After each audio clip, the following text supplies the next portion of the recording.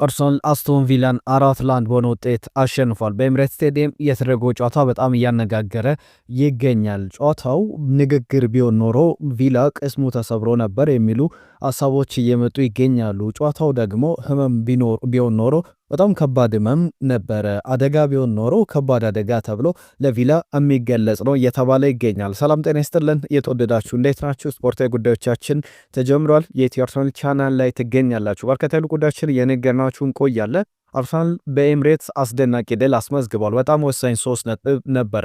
በትናንትናው ዕለት በሰራነው ቪዲዮ ላይ ይህ የበቀል ጨዋታ ነው ያልን ነበረ። በርካታ አድማጮቻችን ግምቶቻችሁን ልካችሁልናል። መለስ ብለን የእናንተን ሀሳብም እናቀርባለን። ጨዋታው ላይ ግን በጣም ምርጥ ነገሮችን በእያንዳንዱ እንቅስቃሴ በእያንዳንዱ ቦታ ላይ የተለያዩ ነገሮችን ተመልክተናል። የሚኬል አርቴታ ቡድን አስፈላጊ 3 ነጥብ ይዞ ወጥቷል። ኡናይ ኤምሪ ሚኬል አርቴታን አልጨብጠውም አልሰናበት ብለው ወጥቷል። በጣም አነጋጋሪ ሆኗል። ሚኬል አርቴታ ይህንን አድርጎት ቢሆን ኖሮ ብዙ ሀሳቦች ሰጡ ነበረ፣ ይብጠለጠል ነበረ ከሚኬል አርቴታ ጋር በተያዘ። አርሰናል ግን ከትሮሳርድ ጀምሮ ቡካዮ ሳካ፣ ገብርኤል ማርቲኔሊ ባልነበረበት ጨዋታ ላይ ትሮሳርድ የሚገርም ብቃቱን አሳይቷል። በጨዋታው ላይ ለነ ገብርኤል ማርቲኔሊ ለሌሎችም እድል የማይሰጥ ተጫዋች ሆኗል። ያገኛቸውን እድሎች የሚጠቀም የሚገርም አይነት ተጫዋችነቱን እያሳየ ይገኛል። ሁሉም ጨዋታውን በተመለከተ ዝርዝር ነጥቦችን እናነሳለን። የእናንተን ሀሳብ ጻፉልን። ለእናንተ የጨዋታው ምርጥ ማን ነበር? በጨዋታው ላይ ማን ምርጥ ተብሎ መመረጥ ይገባው ነበር? ሀሳቦቻችሁን ጻፉልን። ከጨዋታው ጋር በተያዘ የሚነሱ ዝርዝር ነጥቦችን እየነገርናችሁ እንቆያለን። ይህን ቪዲዮ ላይ ካደርጋችሁ ጀምሩ። የአርሰናል ቻናልን ሰብስክራይብ አድርጉ፣ አስተዋውቁልን። ቤተሰቡን የአርሰናል ደጋፊዎች በደንብ ይህንን ቻናል ማወቅ አለባቸው። ብዙ ሰው ጋር እየደረስን አይደለም። ሰብስክራይብ እንድታደርጉ ቻናላችንንም ሼር እንድታደርጉ አስቀድሜ ላስታውሳችሁ። በቀጥታ ወደ ጉዳዮቹ እናልፋለን። ከአርሰናል ጋር በተያያዘ የዝውውር ሀሳቦችንም ይዘናል። በተለይ የኬነን ይልዲዝ ጉዳይ በስፋት ብዙ ሀሳቦች ይነሱበታል። መለስ ብዬ አነሳዋለሁ። በኤምሬትስ ስቴዲየም ትናንትና የነበረው ጨዋታ መነጋገሪያ ነጥቦች ነበሩት። ከነዚህ ጉዳዮች መካከል አስቀድሜ ጨዋታውን በተመለከተ አርሰናል 4-1 በሆነ ውጤት ሲያሸንፍ የመጀመሪያው አጋማሽ ሌላ መልክ ነበረው።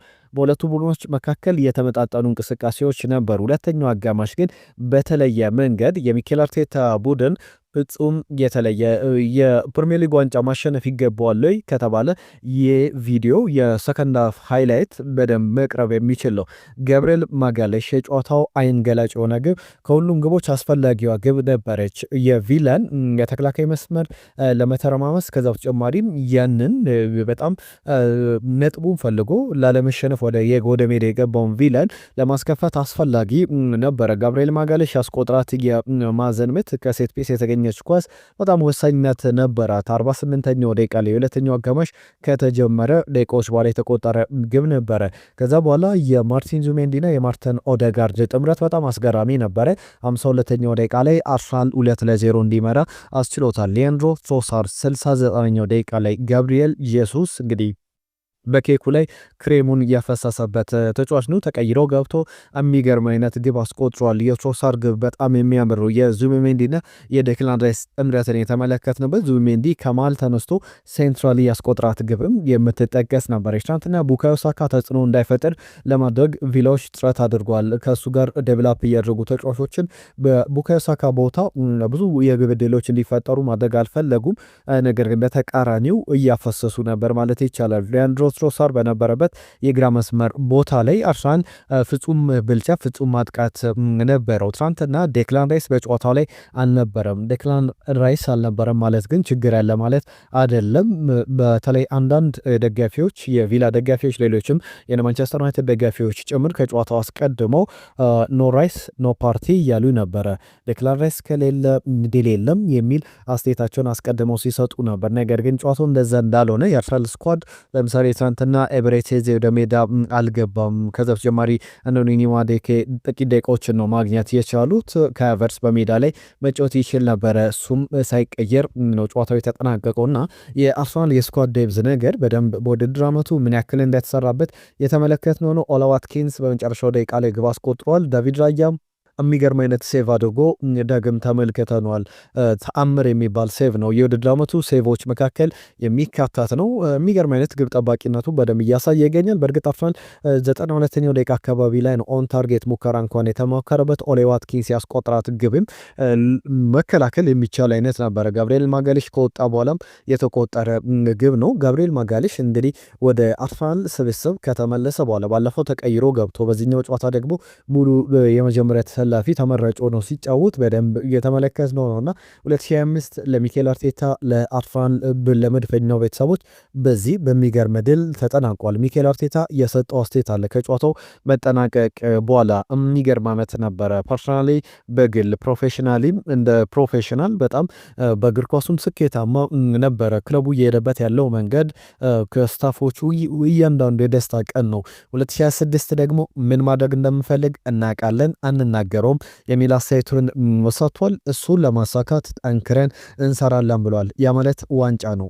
ዋንጫ አንድ ዋንጫ ብቻ አይደለም፣ 2-3 ዋንጫዎችን በአርሰናል ቤት በያዝነው ውድድር ዘመን እንደሚጠበቅ ብዙ ሀሳቦች ይሰጣሉ። ትናንትና ከጨዋታው መጠናቀቅ በኋላ ስለነበሩ ሁለት ክስተቶች ላንሳ። አንደኛው ኡናይ ኤምሪ ጉዳይ ነው። ሁለተኛው የጋብርኤል ማጋሌሽ ጉዳይ ነው። ከኡናይ ኤምሪ ጋር በተያዘ ጨዋታው ሲጠናቀቅ ሚኬል አርቴታ ያሰልጣኝ ወዲያው ፊሽካው እንደተነፋ ወደ ጋብርኤል ኤንዜ ኒኮላስ ጆቨር ዞሮ ሰላም እየተባባለ ነበር። ከዛ በኋላ እነሱን ሰላም ብሎ ወደ ኡናይ ኤምሪ ሲመጣ ኡናይ ኤምሪ በቦታቸው ላይ የለም፣ ጥለውት ገብተዋል። ሰላም አላሉትም፣ እሱን አልጨብጥም ብለው ወደ መልበሻ ቤት ገብተዋልና በጣም አነጋጋሪ ሆኖ ተመልክተናል። ከዛ በኋላ ምናልባት እንግዲህ ቅድምም ሳነሳላችሁ ነበር የአርሰናል ጉዳይ ሆነ እንጂ አርሰናል ላይ የተደረገ ኡናይ ኤምሪ ያደረጉት ነገር ሆነ እንጂ ሚኬል አርቴታ አድርጎት ቢሆን ኖሮ ሰላም ሳይል ለምሳሌ ባለፈው አስቶን ቪላ በመጨረሻ 94ኛው ደቂቃ ላይ ግብ አስቆጥሮ በኤሚሊያኖ ቦዌንዳ አስቆጥሮ ጨዋታው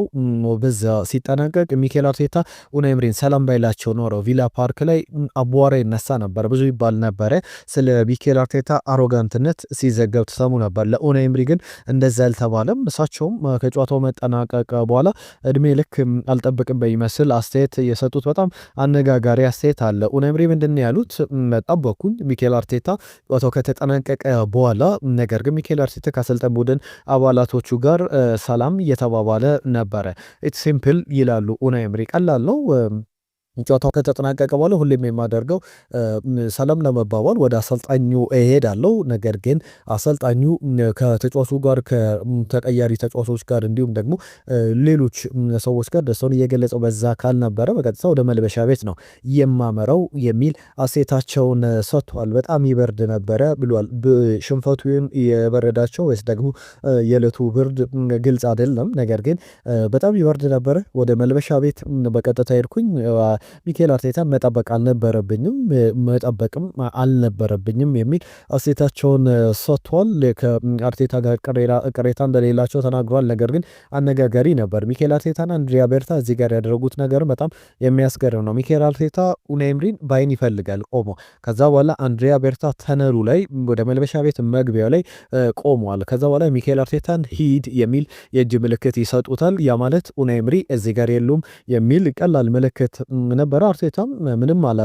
ቀጥታ ወደ ሜዳው ገብቶ ዳኞቹን የአርሰናል ተጫዋቾችን እያበረታታ በዛው ወደ መልበሻ ቤት ሄዷል። ያ አነጋጋሪ ክስተት ነበር። ሌላኛውን ጉዳይ ደግሞ ላንሳላችሁ። ጋብርኤል ማጋሌሽ ሁል ጊዜ ምላሽ ይሰጣል። ከዚህ በፊት ለቪክተር የኬሬሽ ምላሽ ሰጥቶ እናስታውሳለን። የስፖርቲንግ ሊዝበን ጨዋታ ላይ እንደ ቪክተር የኬሬሽ ደስታውን ገልጾ ከዚህ በፊት ለህልን ብራውት ሃላንድ ለሌሎችም ተጫዋቾች ተመሳሳይ ነገሮችን አርሰናልን በመከላከል በማቆም ረገድ ለአርሰናል ደንበኛ ጠበቃ ነው። በሜዳ ላይ የግብ ክልሉን ፔናልቲ ቦክሱን በመጠበቅ ብቻ አይደለም፣ በተቃራኒም ግብ በማስቆጠር ለአርሰናል ተጫዋቾችም ከለላ የታላቅ ወንድም አይነት ሚና ያለው ቢገቢ ያንን ሚና ሲጫወት ተመልክተናል። ትናንትና ምንድን ያደረገው ደስታ አገላለጹን አንድ ነገር ከዚህ በፊት አማዱ ኦናና የሚያደርጋቸው ነገሮች ነበሩ። ከማንቸስተር ዩናይትድ ከአርሰናል ጋር ጨዋታው ከተጠናቀቀ በኋላ አማዱ ኦናና አንዱን ጣቱን ያወጣል፣ ሁለቱን ጣቱን ያወጣል፣ ሶስተኛ ጣቱን ያወጣና 3 ነጥብ ወደ ኪሳችን ከተትን ብሎ ሶስቱንም ጣቶች ጠቅለል አድርጎ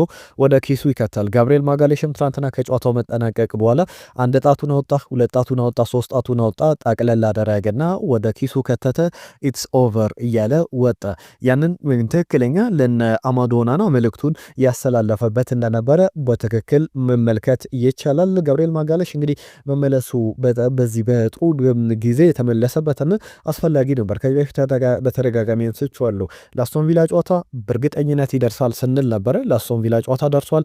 የሱ 3 ነጥብ ነበረ ማለት ይቻላል። አስፈላጊ 3 ነጥብ የተመዘገበበት ጨዋታ ነበረ። የሚገርም ብቃትን አሳይቷል። እሱም ብቻ አይደለም፣ ስለ ዊሊያም ሳሊባም መርሳት የለብንም። ጋብሪኤል ማጋሌሽን ስናነሳ ትናንትና ለምሳሌ ጨዋታውን ሊቀይር የሚችል የግብ ዕድል ተፈጥሮ ነበር። እሱም የጄደን ሳንቾ ኳስ በጣም ፐርፌክት የሚባል ኳስ ለኦሌ ዋትኪንስ በድንጋጤ እጆቹን አናቱ ላይ ጭኖ የደነገጠበት በጣም አለማመን ውስጥ የነበረበትን አጋጣሚ እናስታውሳለን። ከዚህ ጋር በተያያዘ አንድ ሁለት ጉዳዮችን ልንገራችሁ። በዚህ በጣም ፐርፌክት የሚባል ሸርተቴ ነበረ። ምናልባት ጄደን ሳንቾ ኦፍሳይድ ተባለ እንጂ ኦፍሳይድ ባይኖር ኖሮ ታፒን የሚባል በግልጽ በአንድ ንክኪ ወደ ግብነት የሚቀየር ኳስ ነበረ። የሚገርም ብቃት፣ የሚገርም ሸርተቴ የዊሊያም ሳሊባ ኳስ የዊሊያም ሳሊባ ኳሊቲን በደንብ የሚገልጽ አጋጣሚ ነበረ። ገብርኤል የሱስ ትናንትና ድንቅ ነበር ተቀይሮ ከገባ በኋላ። አንድ ጥያቄ ላቅርብላችሁ።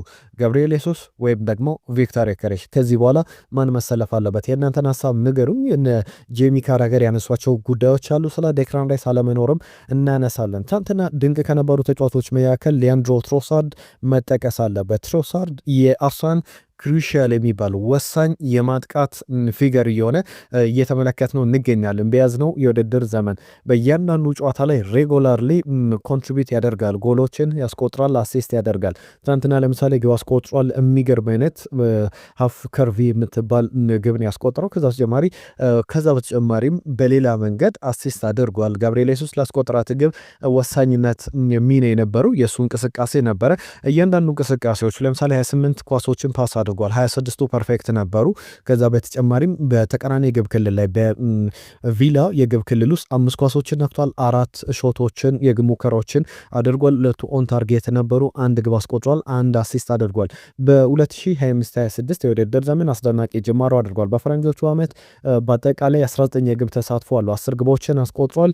9 አሲስቶች አሉት። በዚህ ደረጃ የአርሰናል የትኛውም ተጫዋች አይስተካከለውም። ከሱ እኩል እንደሆነ ተጫዋች የለምና በሁሉ ደረጃ የሚገርም የውድድር ዘመንን እያሳለፈ ይገኛል።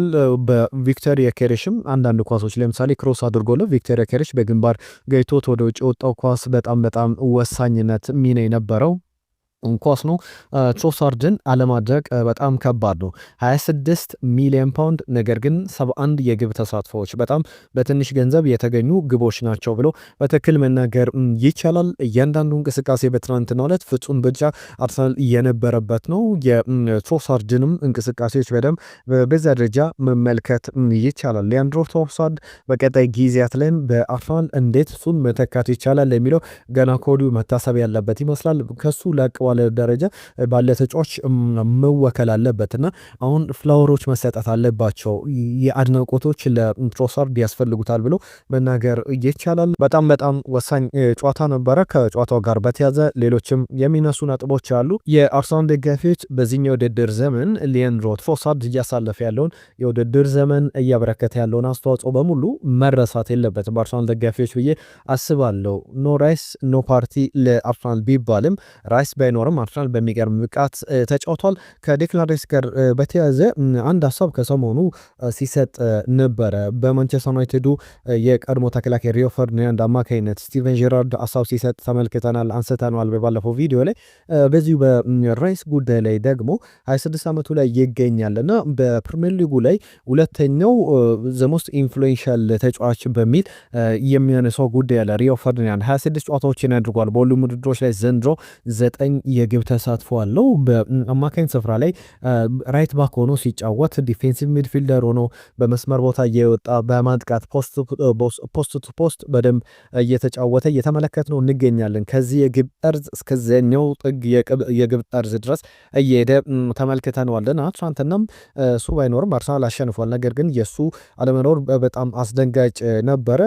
የጌም ታይሙ ማኔጅ መደረግ አለበት። የሁሉም ተጫዋቾች አሁን በደንብ አርሰናል ያንን ማሰብ አለበት። ትናንትና ትናንትናም ሚካኤል ሜሬኖ ጥሩ ግልጋሎት ሲሰጥ ነበር እሱ ባይኖርም። ነገር ግን በትክክል እንደ ፔድሪ አይነት እንደ ቪቺን አይነት ተጫዋች አይደለም። በጣም የተለየ ቶታሊ ዲፍረንት ፕሌየር ነው ብሎ ይገልጿል ሪዮ ፈርዲናንድ። እንደማስበው ከሆነ በእነሱ ቦታ ላይ ይጫወት አማካኝ ስፍራ ላይ ይኖር እንጂ በፕሪሚየር ሊጉ ላይ በጣም ፍጹም ተጽዕኖ ፈጣሪ ከሚባሉ ተጫዋቾች መካከል ዘ ሰከንድ ሞስት ኢንፍሉዌንሻል ፕሌየር በሚል ከአርሊንግ ብራውት ሃላንድ ቀጥሎ ያስቀምጠዋል። ከዛ በተጨማሪም በብዙ ቁጥሮች በብዙ መንገድ በማጥቃት በመከላከል እያንዳንዱን ነገር ማድረግ የሚችል ተጫዋች ነውና 30-40 ያርዶችን ኳሶችን እየገፋ የሚሄድ ከነ ቪቺኒያ ከነ ፔድሪ የተለየ ነገር ግን ድንቅ የሚባል ተጫዋች ነው በሚል ይገልጿል።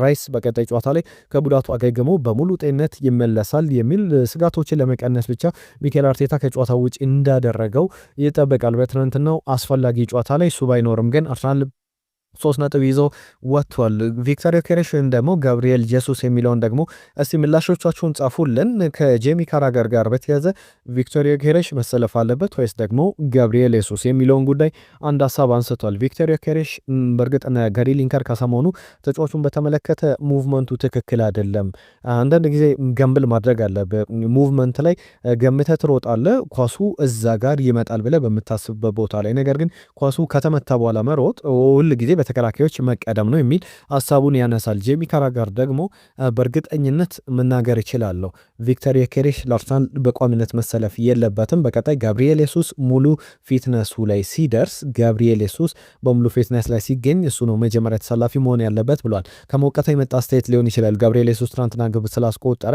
አሁን በቀጣይ በእርግጥ የሚኬል አርቴታ ሌላ ምርጫ አለ።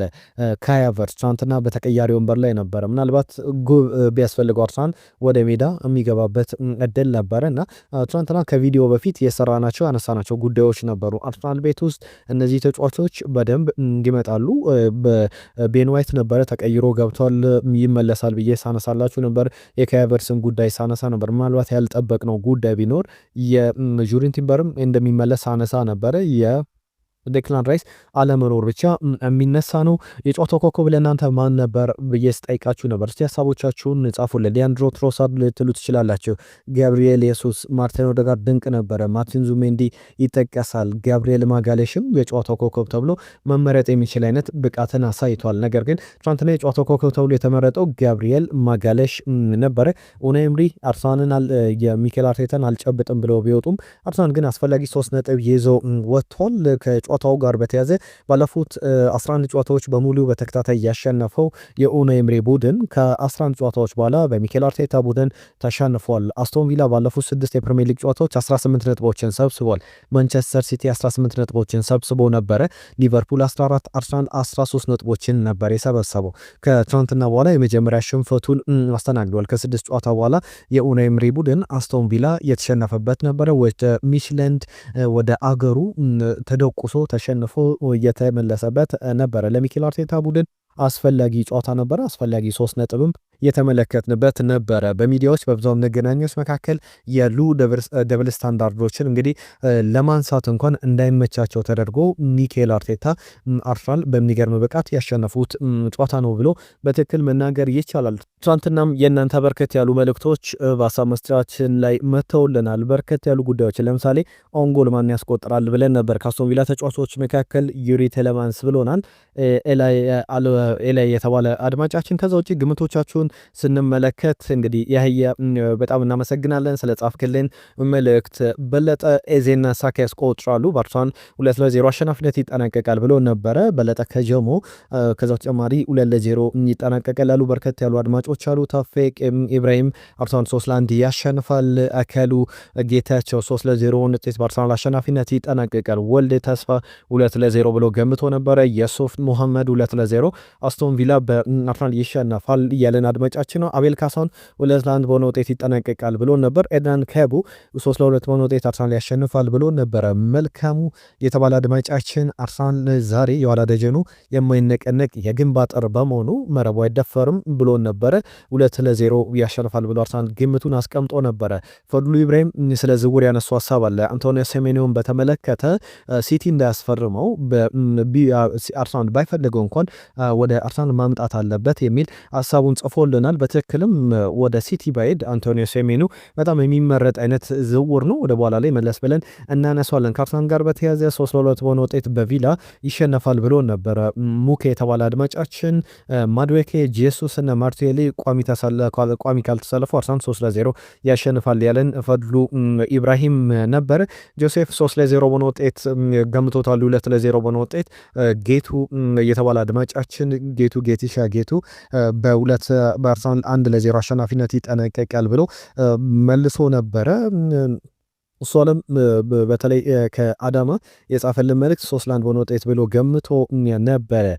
ሌሎችም ግምቶች መቶልናል። ስማችሁን ብትጽፉልን ለማንበብም የናንተን ሀሳቦችም ለማቅረብ ይጠቅመናል። ጎሳዬ አርሰናል 5-1 ብሎ ነበር። በጣም የተቃረበ ግምት ይመስላል። ነስረዲን 3-1 በሆነ ውጤት ገምቶታል። ኤግዛክትሊ ጄሱስ የተባለ የኢሜል ስም 3-1 በሆነ ውጤት ብሎ ነበር። ኤኖክ ፍቃዱ አርቴታ አውት ብሎ መልእክቱን ልኮልናል። ትናንትና ካነሳናቸው ሀሳቦች ጋር በተያዘ ነው። 2-0 በሆነ ውጤት ያሸንፋል ያለን ብሩክ ነበረ። ሳህሉ ብርሃኑ፣ ሌሎችም አድማጮች ናሆል፣ ሚኪያስ፣ ሚካኤል እንዲሁም ደግሞ ሌሎችም ሳሙኤል ገብረ ማርያም 2-1 በሆነ ውጤት ብሎ ገምቷል። ሌሎችም የእናንተ ግምቶች መተውልናል። ወበሻት አዲሱ በትክክል የገመተ አንድም አድማጭ ግን ጨዋታውን በተመለከተ አላገኘንም። እነማሙሽም ጭምር 3-1 በሆነ ውጤት አብዛኞቹ የ3-1 ግምቶች ነበሩ። አርሰናል ግን በሰፊ የግብ ልዩነት 4-1 በሆነ ውጤት አሸንፏል። ስለተሳትፏችሁ መልእክቶቻችሁን ስለጻፋችሁልን ከልብ እናመሰግናለን። በዚሁ የዝውውር ጉዳዮች እናንሳ። ቀደም ኢብራሂም ፈድሩ ስለ አንቶኒዮ ሴሜኖ ዝውውር አርሰናል ባይፈልገው እንኳን ማስፈረም አለበት ሲል ነበረ። ማንቸስተር ሲቲ በሚቀጥሉት 24 ሰዓታት የአንቶኒዮ ሴሜኖን ዝውውር ሊያጠናቅቅ በጣም ተቃርቧል የሚሉ ዜናዎች የተሰሙ ይገኛሉ። እነ ዘ ታይምስ በዚህም አርሰናል ሌሎች አማራጮችን ይመለከታል የሚሉ ሀሳቦች አሉ። በዝውውር ጉዳዮች ነገ ዘርዘር ያሉ ጉዳዮችን ይዘን እንመጣለን። የኬንን ይልዝና የዩቬንቱስ የጥር የዝውውር መስኮት ላይ ምን ውሳኔ ይሰጥበታል? ተጫዋቹ በጥር እንዲለቅ ይፈልጋል ወይስ ደግሞ ውሉን ያራዝሙለታል? ተጫዋቹ 1.5 ሚሊዮን ዩሮ አካባቢ ደሞዝ ነው የሚከፈለው። ዩቬንቱስ ወደ 3.2 አካባቢ ወይም በእጥፍ እናሳድግልህ የሚል ጥያቄ ያለው፣ ተጫዋቹ ደግሞ 5.6 2 እጥፍ እንዲያድግለት ይፈልጋል። ያንን በተመለከተ እየተነሱ ያሉ ጉዳዮች አሉ። ከተጫዋቹ ጋር በተያዘ በአርሰናል በሊቨርፑል እየተፈለገ ይገኛል። በተለይ አንቶኒዮ ሴሜኒዮን የማያገኝ ከሆነ ሊቨርፑልም በዚህ ተጫዋች ላይ ጠበቅ ያለ የዝውውር ስትራቴጂ ሊከተል ይችላል። ለአርሰናል በጣም አስፈላጊ አይነት ተጫዋች ይመስላል። በግራ መስመር እንዲሁም በ10 ቁጥር ቦታ ላይ መጫወት የሚችል በ3 ጨዋታዎች ዘንድሮ 6 አሲስቶች ያሉት 7 ግቦችን አስቆጥሯል። 13 ያክል የግብ ተሳትፎዎች ያሉትና በሚገርም ብቃት ላይ ያለ በሚገርም ወጥ ብቃት ላይ ያለውን ተጫዋች ደግሞ ማስፈረም ለአርሰናል የውድድር ዓመት የዋንጫ ግስጋሴ በጣም አስፈላጊ ነው። ነገም የአርሰናልን የጥር የዝውውር መስኮት እቅዶችን ዝውውሮችን በተመለከተ የምናነሳቸው ጉዳዮች ይኖራሉ። ጃንዋሪ 1 ብሎ ነገ ይጀምራል በፈረንጆቹ አዲስ ዓመት። የዝውውር መስኮቱን በተመለከተ አዳዲስ ጉዳዮችን ይዘን እንመጣለን። ለዛሬ ግን ከድል በኋላ ተገናኝተናል። ትናንትና በድል እንገናኛለን ስንል ነበረ። ዛሬ ከድል በኋላ ተገናኝተናል። በርከት ያሉ ሀሳቦችን ነገርናችሁ። አብራችሁን ስለነበራችሁ ስለተሳትፏችሁ ከልብ እናመሰግናለን።